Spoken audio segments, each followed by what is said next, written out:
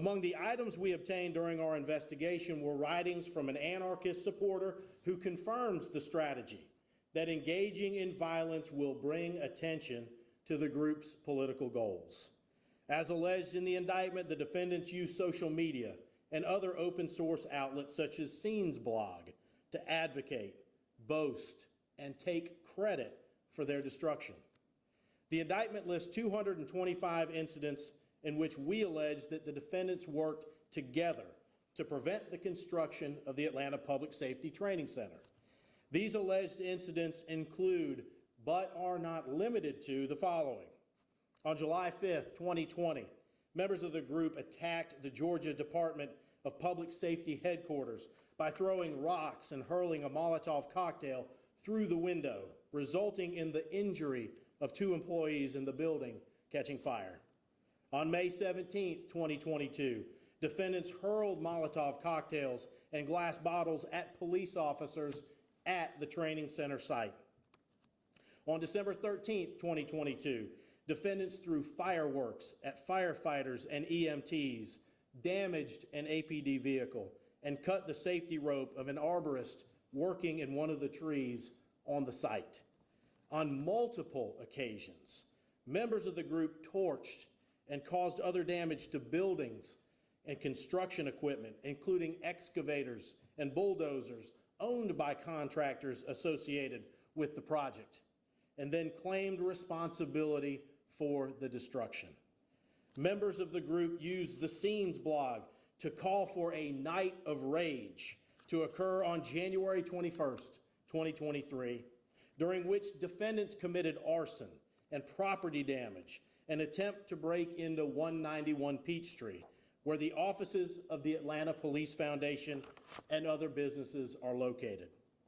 On March 5th, 2023, a member of the group punched a police officer, and an organized mob attacked other law enforcement who were guarding the training center site, and the crowd proceeded to set construction vehicles on fire. On July 3rd, 2022, at least one member of the group vandalized historic Ebenezer Baptist Church. On multiple occasions, members of the group harassed and intimidated law enforcement, including traveling to the home of a state trooper. And on multiple occasions, members of the group harassed and intimidated contractors and construction workers for their roles in the project, including trespassing on and destroying their property in Georgia, Florida, New York, Oregon, Michigan, and Minnesota. As the indictment asserts, members of Defend the Atlanta Forest subscribe to a philosophy of anarchy. They hold a core belief that society should abolish police, government, and private business. And as further alleged, they're willing to bring about such changes, quote, by any means necessary, end quote, including violence.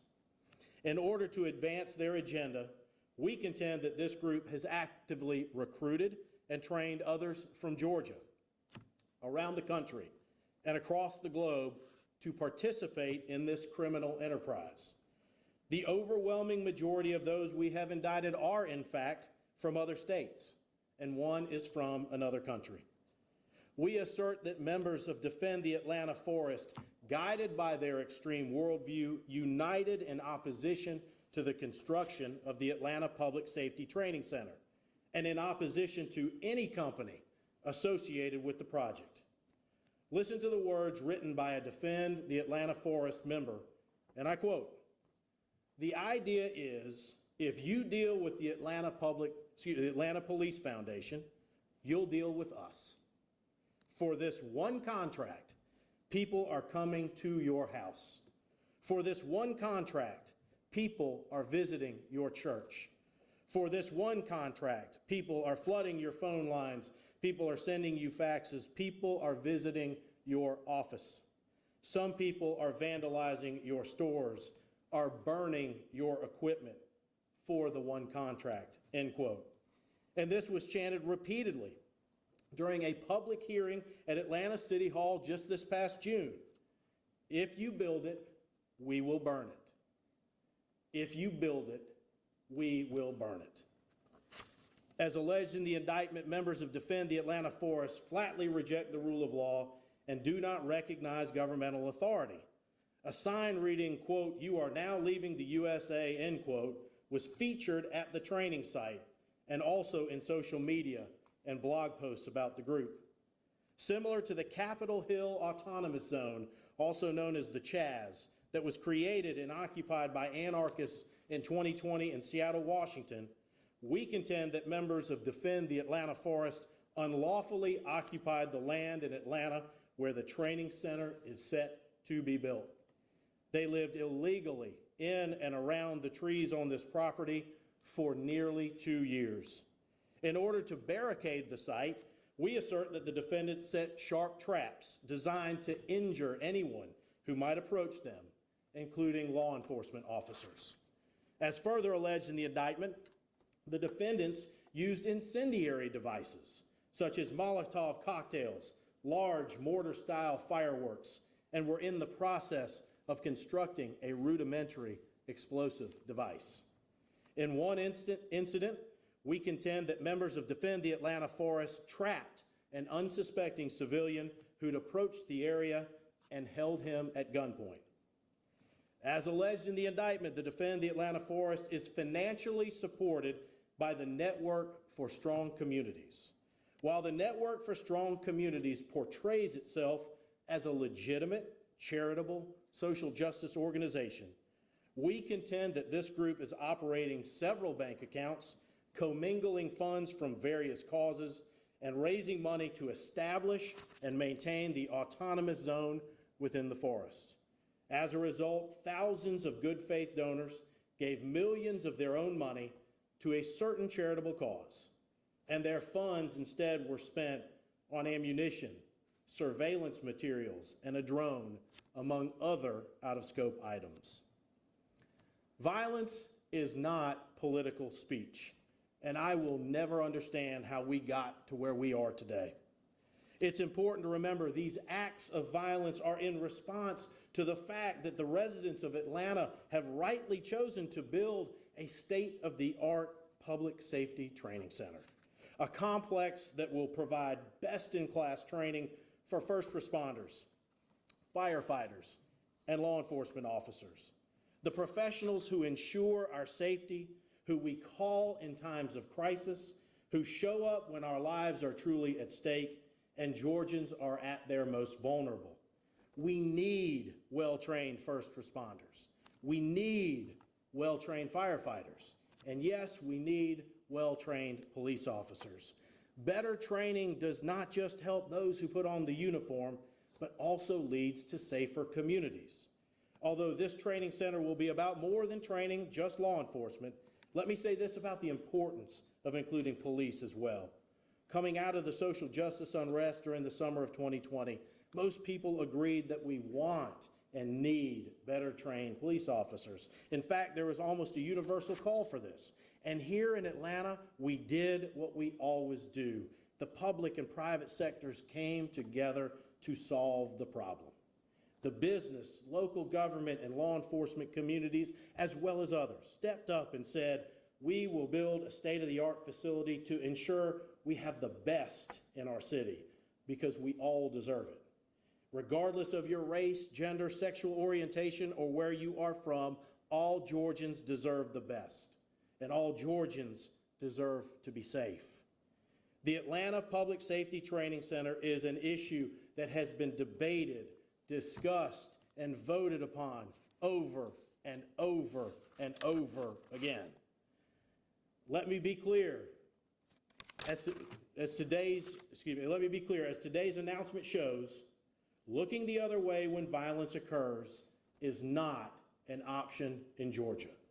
If you come to our state and shoot a police officer, hurl Molotov cocktails at law enforcement, set fire to police vehicles, damage construction equipment, vandalize private homes and businesses, and terrorize their occupants, you can and will be held accountable. The Georgia Constitution says it's the paramount duty of government to protect person and property, and that is exactly what we are doing here right now. We will not waver when it comes to protecting our fellow Georgians. enforcing the rule of law, and ensuring those who engage in violence are vigorously pursued and aggressively prosecuted. And I want to thank those that are up here today and many others. Thank you to Director Chris Hosey and the Georgia Bureau of Investigation, Chief Darren Shearbaum, and the Atlanta Police Department, Colonel Chris Wright, Lieutenant Colonel Billy Hitchens, and the Georgia Department of Public Safety, the Federal Bureau of Investigation, and all of our law enforcement partners who over the past year have put their lives on the line to protect all of our fellow Georgians in the face of violence. And I also want to thank Governor Brian Kemp, Atlanta Mayor Andre Dickens, the Atlanta Police Foundation, and our private sector partners for their persistence and commitment in ensuring the successful development of the Public Safety Training Center. And with that, we'd be happy to take some questions. Opponents already are putting out a press release. They're saying that activists, they're saying that these charges were anti-democratic and they're an attempt to intimidate activists. What's your response? Our job is to enforce the laws of the state, and as you can tell in this indictment, this is about violent acts, plain and simple. The individuals who have been charged are charged with violent acts. We feel very good about our case, and we will continue to prosecute it to the best of our ability. Why did you present this to the Fulton County grand jury, not DeKalb County, where the trade center is actually being built? And something you noticed in the indictment is the names of the grand jurors were not there, like other indictments. But is there a particular reason why? I'm going to introduce John Fowler, who's the head of our prosecutions division, to answer that question. Good afternoon. So two questions. The first was why Fulton County and not DeKalb County. Georgia racketeering law allows that, and we availed ourselves of the Georgia racketeering law to do that. Anywhere that a predicate act or an overt act in furtherance of a conspiracy occurred, in any county where that occurred is where you can indict the case, and we chose Fulton County. The second question, we're going to decline to answer at this time. We're unable to answer that right now. Do you plan to try all 61 at once, or are you going to try to separate them?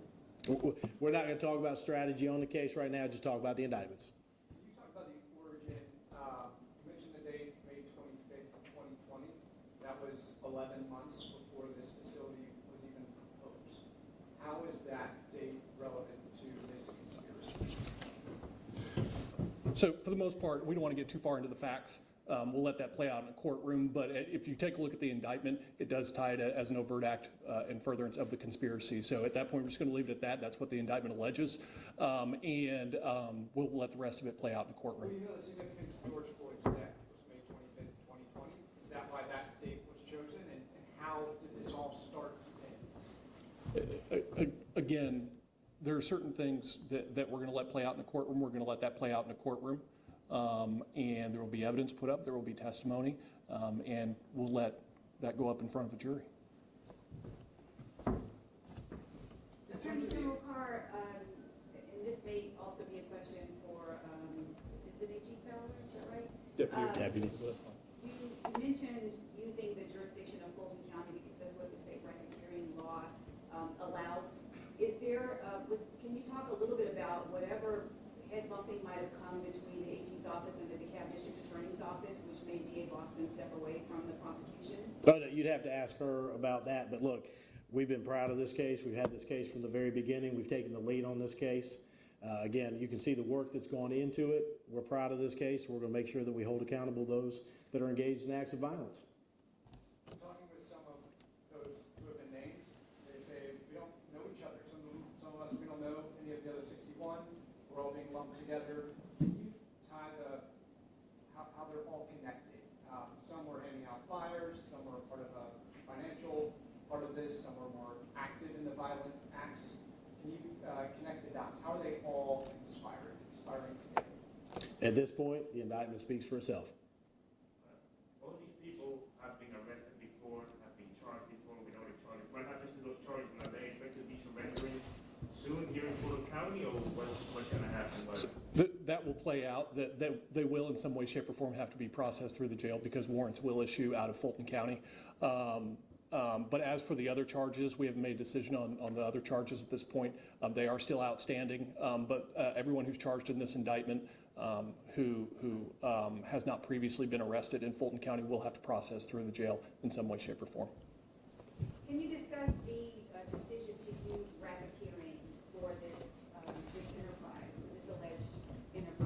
Sure, and it kind of goes back a little bit to the question just a moment ago about whether people have to know each other.